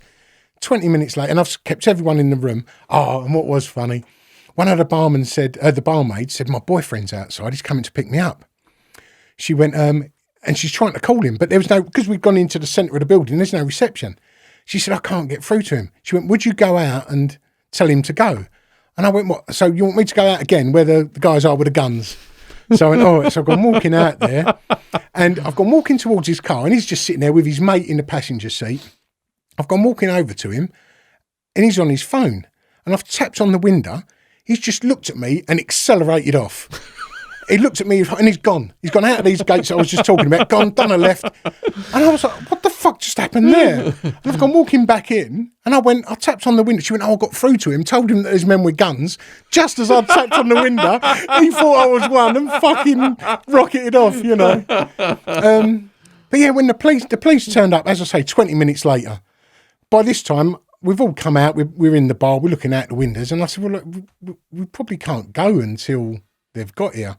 Then all of a sudden there was a car, a van, a motorbike, and everything else had turned up, And I was like, well, it's fucking far too late. They're probably indoors with their feet up now, But I was interviewing everyone. And I'm doing my best to sort of try and keep a low profile. I'm not even meant to be there, I'm still out on parole myself. And so I'm being interviewed now, but there was an inspector just taking my my statement. So he said, right, what's your name? I said, my name's Gary Mansfield. I said, he said, oh, you're the doorman, right? I said, yeah. He went, oh, bit of a hero, eh? He said, I understand you went out here and then you went there and herded everyone in. He went, brilliant that you took the initiative and you had the sort of guts and foresight to do that. And he's right praising me. And in amongst them, the copper I was on about earlier who took the bag, and He walked past, he went, we had trouble with him earlier. And the inspectors looked round at him and he went, what do you mean? And he said, well, earlier he beat someone up with a gun. Someone pointed a gun at him and he beat him up. And he looked at me, he went, is this true? I went, yeah, what's the odds of it? And I said, but he pointed a gun at me, this guy's pregnant wife and that woman. I said, I've got the gun off of him. I said, we both fell onto a rockery, he cut his head open. I said, we got the gun off him. And then he turned around and say this guy's surname was Stevens. This inspector turned around to this police officer, and he went, Stevens, fuck off. Which I thought was a sort of underlined message. But I don't know what his problem was with me, you know. But yeah, that was one night, 3 guns. What the fucking hell's going on there, you know? Do you have any more crazy doorman nights? Not really. I mean, there was plenty there. I think I've mentioned everything on this list. Yeah. This is a good little story. Do you know a guy called David Rhodes? Mm-mm. When I was in Latchmere House, which was the last prison I was in, the D category prison, there was a guy come in, maybe, I don't know how long, but he never used to speak to anyone. And in this jail, they didn't let nonces, sex offenders in there. So we knew it was a safe environment. There might have been a few grasses going. There was a copper one time who was in there. He never got touched because he was one who was helping Kenny Noy. He was the one feeding Kenny Noy information. You know Kenny Noy? Mm-mm. The Brinksmat, he was dealing with the Brinksmat gold. And then he killed the police officer and got not guilty. He stabbed him, I don't know, 8 or 9 times in his property. And then he got done again later for... Oh, he killed a guy up in Kent. He stabbed him. But this copper was... Because Kenny Noy was a high-up criminal. This copper was feeding Kenny Noy information. So everyone sort of thought he was all right, you know. But there was this one particular guy who come in and... He just didn't sort of, he was always on his own. And people tried to talk to him and he was nice, he was polite, but he never had anything to do with anyone. And then one morning when I was going out, something had happened in the jail. As I say, it was a lax prison. Something had happened and we had to wait in the, like a waiting area before we were allowed out. And there was me and this guy. I didn't even know, I knew his surname was Rhodes. So I walked in and went, all right, how are you? And we sort of sat there for about 20 minutes and he spoke more to me in that 20 minutes than he had anyone in the jail combined, you know. And I was going to, I may have been going home to Essex, which is on the other side of London to where this prison is. He had a car, he used to park in like a housing estate just round the back, which you're not supposed to have. He went, I've got a car, do you want to lift to the station? And I went, no, it's all right, I'm going to go this way. And I said, go on, because he was going out of his way to take me to the station. So he went off, you know, he's come out of this jail, which is down an old forest road in Richmond. He's gone right, I've gone left, come back. When I've come back down the road, I've come back in the jail, everything's hunky-dory. That night, there's helicopters about, you know something's gone wrong. And I got back about maybe 8 o'clock. Mate, by say 10:30, you could hear the police out. You could hear there was loads of commotion. Turns out, this Rhodes, when he was coming back into jail that night, he's parked up in his normal place on this housing estate, and then you had to walk down this forest road. Someone's come up behind him and put 2 in his nut. So they'd taken him out. Right out in between his car and the jail, which was probably, I don't know, maybe 100 metres, 100 yards. So they've done him properly, you know, it wasn't a sort of mugging, it was a proper takeout. Turns out I was the last one to speak to him. Bearing in mind, no one has ever spoke to him. I knew his name was Rhodes, that's all I knew about him. I didn't even know his first name. I just saw Rhodes on his little card outside. It turns out there was a London gangster, I forgot his name, Tony Brindle. Someone wanted him assassinated. And they paid, I think it was an IRA man, to come over and do him. And I think David Rhodes had supplied the IRA man the gun, so he was implicated in this attempted murder of Tony Brindle. Now, it was in the news a lot because when the guy went to assassinate Brindle, the police were watching Brindle's house and they knew that this was about to take place and they let it happen. So Tony Brindle would open his door, then this Irishman had sort of started opening fire on him. It come to a point, he didn't kill Brindle, but this was the guy who had, I'm not saying that Brindle had paid him, had got him murdered, but this was the guy that had give the IRA man the gun to kill Brindle. So I'm aware. Police had come to talk to me because I was the last person who saw him. Brindle's friends were my old friends. You know what I was saying about my old friends outside were high up? Brindle's friends were my old friends. Now, bearing in mind I hadn't spoke to these for 5 years. When the police turned up, they said, well, we know you're friends with so-and-so, who are friends with... And I said, look, I know nothing of what you're talking about. I didn't even know that, that was him. But I was the last person to see this guy who had been sort of assassinated. And I thought, fucking hell, this could get me just by association from years ago, And it is a logical, and you know yourself, once you get pulled into a conspiracy, it's half hard to get out of. And just by association of knowing my man here, Brindle over there, and there's I've joined all the dots by ignorance. Conspiracy cases are impossible to get out of, aren't they? Oh, you can't do it. Well, if you do, it's by luck. So what other challenges did you face post-release? I found it, the first year was all right because I was like a little puppy that had been set free. I was like a dog with two cocks. I was seeing loads of girls and whatever I was doing, it was working. I don't know how to. I'd like to have bottled it, but I was just like living life. And then in my second year of university, and bearing in mind that like when I got released at 9:15, I had my first lecture at 11:30 that day. And I'd just been doing all this, and because of all these artists who are now 5-6 years later, they're like Turner Prize winners, if you know the Turner Prize, which is the biggest art prize in the country, one of the biggest in the world. I've got, I'm now friends with the artists who have won that and been nominated for it, and I'm being invited to these big art parties in the West End. Who's this ex-con. So I'm living this great life, and then the second year, university shut for like 6 or 8 weeks.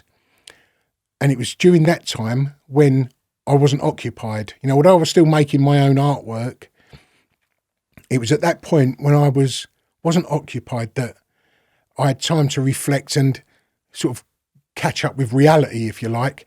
And it sort of fucking hit me, and I weren't expecting it. It took me into a little bit of a bad place, a little bit of a dark place.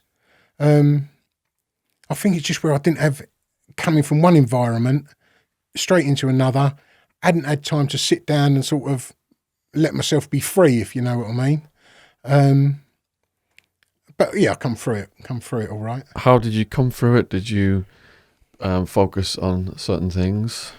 Well, I was trying to, because when I was in jail, I realised early that, I don't know if you experienced depression yourself while you was in there, but I had it a couple of times, and I got through it the first time, and I didn't really realise how I'd got through it. I had a few close friends who I was all right talking personal stuff to, but I didn't know how I'd got through it. The second time, when I was like getting this bit of depression while I was in, I was taking a bit more notice of how I was treating the depression, and I come through the other side of it all right there. I wasn't trying to self-harm or anything like that, but I got a bit of that while I was in jail, when I was freed. And all the time when I was in jail, I'd got through it, and I was at the point when I was contemplating doing silly things to myself, but I never done it, and I don't know how or why I didn't, but I just didn't. But I saw that there was a lot of people around us, and I saw loads of people go out in body bags, try to hang themselves, or finish themselves with a knife across the wrist or whatever. So it was massive thing in the jail, and it got to a point where, because although I'd always been violent, I used to come away from the violence feeling a little bit guilty. So I knew that it weren't from there. The violence weren't there. You know what I mean? It was just there. And yeah, when I used to see people you could notice that they were getting into this dark place. And no one wants to talk to anyone in jail because it's deemed as being weak. So when I saw people getting into that little bit of a state, this is when I was in Swaleside in the high security, then I'd say I go, "Oh, do us a favour. Have you got 5 minutes?" So they'd come down to my cell and I'd say, "Look, I'd make up a story about the girl I was writing to who's just dumped me or whatever. What do you think I should do?" Sort of like, so it's lowering their barrier a little bit, you know. So they'd sort of confide in me and, you know, like help me through this fake problem that I've got. And then because we're in that moment, then they would go, "I'll tell you what, there's something you could help me with." And then they'd tell you their problem, you know. And whether it's prevented anyone doing anything silly to themselves, I don't know. But I used to do that quite often. It weren't on a weekly basis, but I've done it several times throughout the sentence, you know, just trying to sort of give someone a little bit of empathy and a sort of shoulder to lean on. It's like bad weather, isn't it? Comes in, the depression, you can see the faces change. Yeah, it's horrible. And the thing is, you see, when someone's getting it in jail, everyone knows that they're changing. So you do see people rally around a bit, you know. Or the wing I was on, a few guys would sort of come on, try to sort of pull them out of it, but it would get to a point where it started to become contagious. And that's when a bit of self-preservation jumps in and you do then push them away, you know. And you go, "Well, I've tried to help." Well, you don't say this, but the attitude is, "I've tried to help. I can't. So I'm pushing it away before it affects me," you know. And it definitely is contagious. Were the people that you talked to who did end up killing themselves? Not that I was, not the ones that I spoke to in Swaleside, but on the off side to that, years and years later, when I become an artist, I was coming back from the East End of London, where it's a very arty area, and someone across the road, and it was late at night, was shouting me down. He's going, Gary, is that you? Gary? And I've looked over, and I just sort of, I had no idea who he was. He's come running over. He went, "Gary, isn't it Gary Mansfield?" I said, "Yeah." He went, "Oh, don't you remember me from Swaleside?" I can't remember what he said, like Steve Jenkins. I went, "Oh, of course, Steve, how are you?" He said, "You don't know, but you helped me out one night." He said, "No, I was on the brink of sort of topping myself." He said, "And you just pulled me out," and I had no idea who he was. I couldn't picture his face or anything. And I was going, and I thought, well, I can't go, "Oh, sorry, I don't recognise you," you know, because he's letting out this thing. And I was going, "Oh, I'm really glad." And I had like business cards. I said, "Here's my card. You know, if ever you need anyone to talk to," which is what I sort of tell anyone now, you know, if you need anyone to talk to. And he's going, "I'm fine now. I'm fine. So we'll take it anyway. Good to see you." And it was fucking beautiful, you know. That's really good karma. I'm just gutted that I can't remember who he was, you know. And I even done. I don't mean to take it onto into like an arty realm, but from that, talking to people like that, like we used to do, and I know that one of your guys, I think it was Pepsi, had mentioned about telling people to write a letter to themselves and rip it up in the morning or whatever. I mean, I wasn't aware of that at the time, but I would say to people, "Look, write a letter to her. Possibly don't post it in the morning, but get it all out of your system." And I saw that helped a lot of people.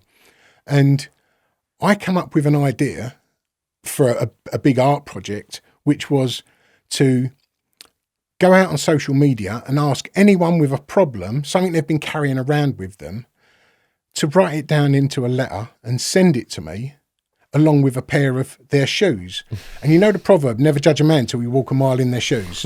So what I would do is they would sit, and I thought I might get 3 or 4. And do you know I mentioned the specials earlier? Do you know the specials? Yeah. The first person to get in touch with me was the specials bass player, who's an artist. Shit. Yeah, Bloody called hell. Horace Panther. He was the Wow. first person to get in touch. And I thought, well, it's destined to be, you know, all the stars aligned. But I thought maybe I'll get a couple of 3 people send me these shoes. So I live on a housing estate in Romford, Dagenham area. And I've had letters turn up and a parcel of shoes. So my intention was, bearing in mind it was never judge a man till he walk a mile in their shoes, I would get their shoes, walk a mile or half mile from my house and then half mile back. So I walked a mile in your shoes, which is the old saying, and then I'd read their story. So that way, in the area of this art project, no one's entitled to judge you apart from me, and I'm not going to. And I ended up with, I stopped it at 93. Woo. Yeah, I know. So I was walking around my housing estate, and I was like putting on women's shoes, like gaffer taping them to my feet, walking around, taking a photo of them. And you can see it on my website, right? All of these shoes. Well, one night, right, I forgot all about this. People are going to want to click. I'll put the website in the description box below the video. Yep. But one night, because I used to work in this, like a newspaper plant, and I'd be home at like 4 a.m. So it's nice and quiet. On a council housing estate or a project, walking around in a pair of women's shoes ain't the thing to do, you know. So I'd do it like late at night when there was no one around. So I'd do the walk, and then I'd come back to my car was outside. So I'd do it because I lived in a block of flats or apartments. So I'd do it all from my car. So I'd strap these shoes on, walk a mile, come back, take a photograph of them, cut the gaffer tape off with this Stanley knife or box cutter, take a photo of them. So that's exactly what I've done. Anyway, I've just done that, and I'm sitting reading this letter now that I've cut the shoes off, this pair of women's shoes. I've cut them off with this knife, and I'm sitting reading this letter that the person had put in there. And I've seen this car had come into the car park, a white car. I've looked up, and it's a police car. So they've pulled up beside me, and he said, "Why did you just take a photo of us as we drove past?" I said, "I didn't." He said, "I saw your flash go," and it was a camera that I had, not my phone. He said, "I saw the flash go off on your phone." I said, "No, it was on the camera." He went, "So why did you take a photo of us?" I said, "I didn't." And then it's just fucking dawned on me. I've got a plastic carrier bag with a pair of women's shoes, a roll of gaffer tape, and a Stanley knife. So I went, "You're not going to believe this." So I've pulled these women's shoes out. I said I was wearing these, and I've cut them off, and I'm laughing because I know that the situation I'm in is unbelievable. And he didn't believe me. And they've sort of getting a bit closer. They've asked my name. Have I got a criminal record? Yeah, I've just got out of doing a 14, you know. Why have you got gaffer tape? Why have you got a Stanley knife? Why have you got women's shoes? And I went, and I've got this fucking soppy letter that turned out there was hardly anything on there apart from sometimes I'd get pages and pages. Sometimes it would just be a few sentences or a paragraph, and there was nothing in there about the shoes. Because it was this lady's problem that she had. So I'm just reading this little menial problem. So I'm trying to tell them that it's this art project, and they are having none of it. You know, it's come back with my criminal record. You got a weapon. Yeah, all of that. And I said, and I didn't have my phone on me. I'd only just started. I said, "Are either you on Twitter?" And they went, "No." So that don't, because I was only doing it on Twitter. So that doesn't help me. I said, "Look," and this was like maybe 4:30 in the morning. I said, "Look, my other half's upstairs in bed." I said, "By all means, come up with me. I'll wake her up and you can stand in our bedroom with me and I'll ask her." So, you know, she's got no room to lie. And we've gone upstairs. It turns out when I've got there, my wife or my other half had opened the door, like, "What's going on?" And I used to keep all of these shoes that arrived in a cupboard outside my front door. So I'm just making it worse. I said, "Look, here's all the shoes I was on about." So I've got all of these fucking victims. Shoes. Yeah. Exactly. So she went, "Oh no, what?" And then indoors I've got paperwork where I've been studying, and you know I've got letters from people, and there's the big thing that it's obviously an art project. So yeah, the copper even said to me, "It's a fucking good job that you lived just where we pulled you up," you know. But yeah, so art could have got me in trouble. I would have definitely got out of it because it was on Twitter and that, you know. But what a situation to be put yourself into, you know. How did you find out about the Kersler Trust? Well, I'd always been involved. I'd entered the Kersler Trust while I was in prison, and the Kersler Trust is a charity that puts on an art exhibition for anyone not necessarily just prisoners. It might be people who are on probation, people who are about to be extradited back to their own country, even British people abroad in prisons abroad, so that you could you send in artworks or poetry, music, photography, and they display it in a massive gallery in London. I entered it while I was in prison, and it helped me out so much. It does give you, when you're in prison, whether you like it or not, you do lose a bit of your self-worth. You know, if you're a sort of a thinking person, if you like, and you look at, you know that you're in there, that you're the sort of, this is a big bucket we're in, society's bucket where they put the people who aren't wanted, and to have people outside who sort of believe in you a little bit, it doesn't matter who it is, but that gives you a little bit of self-worth. And that meant a lot to me while I was in there. And when I come out, I used to go to this cursor exhibition every single year. What years did you go? I was released in 2001. 2004 was when I was released. Sorry, I'm getting two dates mixed up here. University, I left in 2004. I was released from prison 2001, October. So I went to that one, and I've been every year since. I saw you there when you curated it. So, I mean, I don't know in what capacity you remembered it, but you organised what pretty much what went in and where it was hung and that sort of thing. Yeah, I had a little area, didn't I? Yeah. I got massive, to pick some things in my area. And for people who might be interested in the Cursor Trust, I'll put a link in the description box below this video, as well as a link to Gary's website. If you've got people in prison and they've got any kind of skill, all the art skills, poetry, rap, writing, I'm the judge for the writing competition, and people can enter these forms of art into the annual Cursor Awards, and there's like is it platinum, gold, bronze, and then like honorable mentions. You can win a small amount of money if you get like the platinum. Yeah. But it like what you said, it's the esteem, because my mum entered me in it when I was in prison abroad, through Prisoners Abroad. Yeah. But I only learned that I won the short story contest after I was back in the UK on the dole, couldn't get a job. Yeah. So I was really like beaten down at that point psychologically. But when I won that, then went to the Royal Festival Hall, read my little story to the audience, and it really did. Yeah. It was gives you a bit of self-worth. Yeah. They also have a mentor program.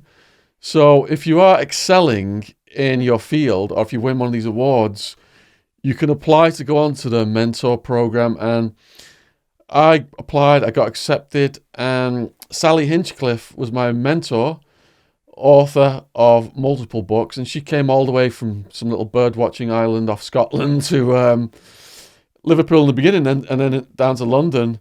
Every month we had these meetings, and that was an integral part of me becoming an author. So I would credit the Cursor Trust with helping me completely rehabilitate. And it's done that for so many people. Yeah, fantastic. I mean, people. I hoped, I'd sort of got to know a few of the people there slightly, because I was there every year. And when I do, the show's on for maybe 6 weeks, I would go maybe 4 or 5 times throughout that. They started doing a little a thing there where you could write a card out to the prisoner who'd made the work, whatever it is, and you can put a little note to them. And when I found out that they actually get that note, like there's maybe, I don't know, maybe 250 works there, I'd go and write to this is before I was involved with them. This was just when I was at uni or, released. I'd just go down there for 3 or 4 days and just write a note, because I know what it done for me. It means so much, doesn't it? And then when you were there that night of the opening, when did you do it? When did you curated it, didn't you? So you it must have been about 5 or 6 years ago, was it? So I met you down there, but you had everyone around you. It was a really busy night. It was busy, wasn't it? I'd met you there, just sort of said hello, sort of thing. And then because I'd go back into prisons and do workshops with artists, with the prisoners. And I wasn't. I contacted the Cursor to see if I could do it in their name, but obviously because I wasn't affiliated with them, I couldn't. And then I'd done a podcast a couple of years ago when I started making my own podcast, an art podcast, and Cursor was coming up. I asked if I could go and meet one of the guys there, and I spoke to Sarah Matave, and we just done a little podcast about the show. An in-depth podcast. So I've put it out. I was talking to Sarah about my work that I do, and I'll put a link to the podcast in the description box as well, if you can send that over. And I was unaware, but she was quite impressed with my story. And the Board of Governors, which is the people who runs the charity, there's maybe 15 people on there. And someone was not retiring. Someone was giving up their seat, as a director, and then they have to all nominate someone. So Sarah, unbeknownst to me, put me forward, and then I got an email out of the blue from Sarah saying, "I've put you up as a board member of the Cursor," and honestly, I felt like fucking crying. I was so just even to be put up, So I had to go and meet the bosses, and I'm trying. When I've got there, I've never been too good at selling myself, So I thought, I knew that I was on this short list, or I got told I was on this short. So I'm trying to sort of, when I've met them, I'm trying to say I'm doing this. I'm being positive about it. I'm trying to sell myself, and then they just went, "No, we're not. We've gone past the short list. We're asking you if you want to be on the board." So I was like, "Oh, like you wouldn't believe." Yeah, and the guy who stepped down, oh man, he's been on your show. He runs the prison newspaper. Runs the prison newspaper. I've interviewed him. Inside Time. Oh, Inside Time. Are you sure he's been on my show? I'm pretty sure he has. He runs the prison newspaper. I can't recall. I spoke to him just the other week, actually. Yeah. I can't. Where's he based? I can't remember. But It's not London. I'm sure you've spoke to him. I'm sure he's been on your show, Early Doors. I'm sure he has. If not, I'll look a bit of a wally here, won't I? But yeah, it was him who'd stepped down, and I took his place. Oh, brilliant! I was going to say Mark Leach, but it's not Mark Leach. Doesn't ring a bell. No, it's not him anyway. So, what are you doing with yourself these days? I've finished work. I stopped work to become an artist. That's a bit of a struggle. I was working full time and doing art on the side. Yeah, and then I've put on a few shows over the last few years, and the shows have been like, do you know Katie Piper, the model that was attacked with acid? I was almost in tears reading her book. Right, well, I was doing a project called. I come up with an idea about. Sorry to talk about art. It's going off of your subject, but I was doing a project about the changing of identity because I'm forever a drug smuggler. And I fucking hate drugs, and that's a real. I dislike that more than the time I've done in jail, So I was trying to sort of come up with an art project that looks at how I feel about my change of identity, my forced change of identity. So I come up with an idea about asking artists to donate an artwork to me, which is a metaphor for themselves, and I damage their artwork, and would that still be worth as much in society? Because I'm saying that my identity has been damaged. Am I worth as much? So I put this to some artist friends, bearing in mind it's a bit of a potty idea, knowing I'm going to damage their artwork, and they just started saying yes. Like a couple of them are like the biggest artists in the country. And one of them's donated an 18 grand artwork for me to damage. Wow. And fantastic, man. And it all come about, and I thought, well, what can we do when we go to sell the work? We've got to donate it to a charity. So I was looking at charities that are to do with the change of identity. I was speaking to an American actor who's quite well known called, do you know Michael K. Williams? He was in, do you know Boardwalk Empire or The Wire? Oh, he's a proper dude. He's got a big scar down his face. Deemed as a villain in all the films that he plays, but he's totally not that sort of person. because we was going to do a project together. But during then, we've come up with the Katie Piper Foundation. So I've contacted Katie Piper Foundation. We ended up doing, I've just done on the 3rd show, and it's grown and grown and grown. I do a show every year, and we was the biggest fundraisers, or I was the biggest fundraiser for the Katie Piper Foundation. And she's helping women who've been attacked with acid, like thrown on their faces and stuff, isn't she? Yeah. Burns and scars. In countries like India where they can't even get treatment. A properly inspirational woman. She's, I can't say enough about her. She's amazing. Yeah. Love to get her on the podcast as well someday. What would you like to say then in conclusion to the people watching this? Well, if you know of anyone in jail, whether it be in the UK, US, around the world, I mean, I don't know how it works too much in America, but it just try and get them to be creative in some way. You know, try and pull away slightly if you can from the gangs and stuff that's going on. And there's so much talent from people who have been in jail. It is scary how much talent, you know, rappers have been in jail that have made it. There's singers, artists and actors, and so many people have just turned, because criminals are so fucking clever. Yeah, but they direct it all in the wrong place. You know, they're all streetwise. They can run circles around anyone out here. You know what I mean? But they just do it in the wrong. If they can just channel it in a different way, you know, together we can properly make a difference. You know. Yeah, it's just all about channeling your energy into positive things. Definitely. If people want to contact you, what's the preferred method? I'll put it below the video. I've Instagram, yeah. Twitter, you said he's active on Twitter. I'm not active too much on Twitter so anymore. Instagram's your preferred? Mainly Instagram, yeah, or website. And can people contact you through your website? Yeah, definitely. Okay. So if you've enjoyed this video then, please put your comment below.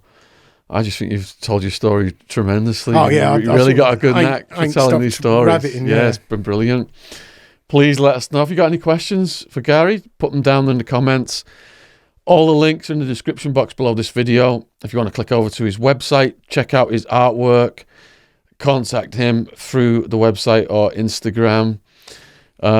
Huge thank you to all the new subscribers to the channel. If you've not subscribed yet, subscription box is on the bottom right-hand corner.